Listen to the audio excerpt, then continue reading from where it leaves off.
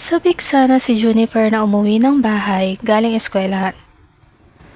Ngunit napalitan ng kilabot ang kanyang pananabik sa sandaling buksan niya ang pinto ng silid ng mga magulang. Nakahiga roon ang nanay niya, subalit ibang lalaki ang kayakap nito. Nasa trabaho ang kanyang ama sa oras na iyon. "Anak, wala ito ha, kaibigan lang siya."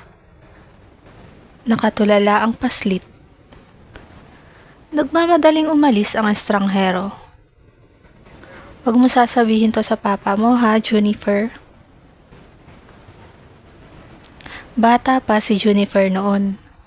Ngayon niya lang naintindihan kung ano ang nakita niya 7 taon na ang nakalipas. Kung kailan patay na ang tatay na dapat niyang pagsumbungan.